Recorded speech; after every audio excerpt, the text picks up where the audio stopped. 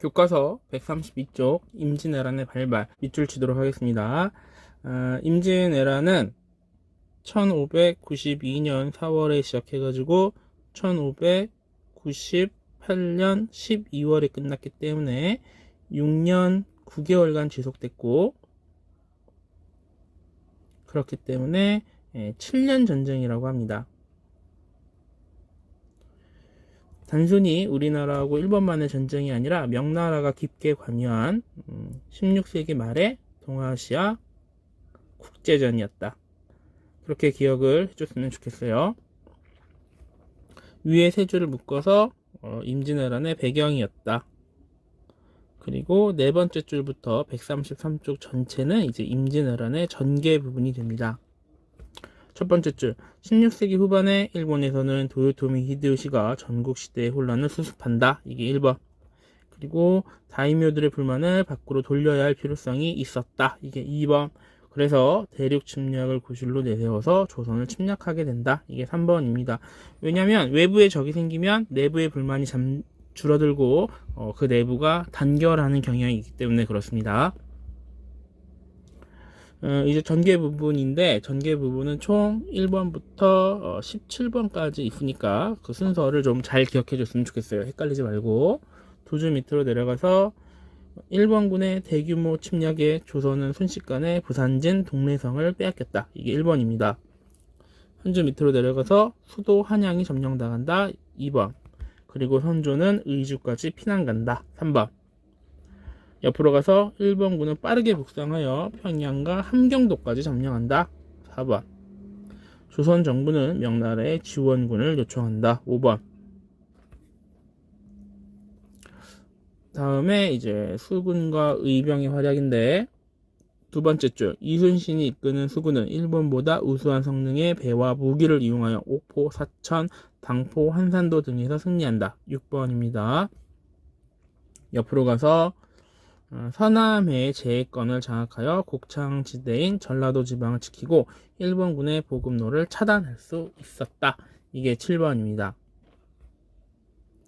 한 줄 밑으로 내려가서 의병과 승병이 일어났고 이들은 익숙한 지리를 활용하여 적은 병력으로 일본군에게 타격을 주었다. 이게 8번입니다. 또 옆으로 가서 수군과 의병이 활약하는 가운데 명예 지원군이 도착하면서 전세가 역전된다. 이게 9번입니다. 전세의 역전의 점을 찍으세요. 옆으로 가서 조명연합군이 평양성을 탈환하였다. 이게 10번. 그리고 권율은 행주산성에서 일본군을 무찌르면서 한양을 되찾을 수 있었다. 11번. 밑으로 가서 휴전과 정유재란인데, 전세가 불리해진 일본은 조선과 명의 휴전을 요청한다. 이게 12번입니다. 그런데 요구 조건이 너무 무리했다. 그리하여 결렬된다. 그런데 조선은 휴전 기간 동안에 무기를 정비하고 훈련 도감을 설치하는 등 군사 제도를 가다듬고 다음번 전쟁을 준비하고 있었다. 이게 13번입니다. 옆으로 가서 3년간에 걸친 휴전회담은 결렬됐고 일본군은 다시 조선을 침략한다. 이게 1597년의 정유재란입니다. 14번. 옆으로 가서 이순신이 이끄는 수군은 명량에서 일본군을 대파한다. 이게 15번. 또 한 줄 밑으로 내려가서 도요토미 히데요시가 죽자 일본군은 철수를 결정한다. 16번. 이순신이 노량에서 철수하는 일본군을 크게 무찌르면서 7년에 걸친 전쟁이 끝난다. 이게 17번입니다. 다음에는 이제 134쪽이에요. 여기 이제 총 6줄을 묶어가지고 조선의 피해 라고 합니다. 총 4가지가 나와요. 두 번째 줄, 7년간의 전쟁으로 많은 사람이 목숨을 잃었다. 1번. 인구가 감소한다. 또 한 줄 밑으로 내려가서 토지는 황폐해졌다. 2번. 이거는 이제 국토가 황폐해졌다.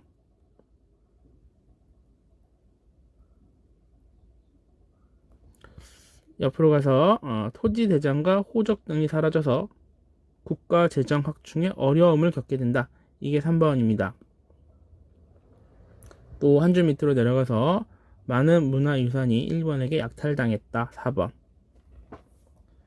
밑으로 가서 7줄을 이렇게 묶어가지고 이거는 이제 일본의 변화.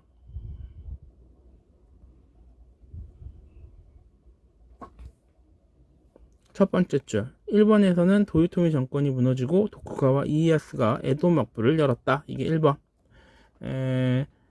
도쿠가와 이에야스라고 하는 실력자가 있는데 이 사람이 이제 히데요시의 아들이 있거든요. 그 아들을 죽이고 권력을 빼앗죠. 그리고 에도에다가 막부를 설치하는데 에도는 오늘날의 동경이 옛날 이름이다. 그리고 막부는 정부라는 뜻이에요.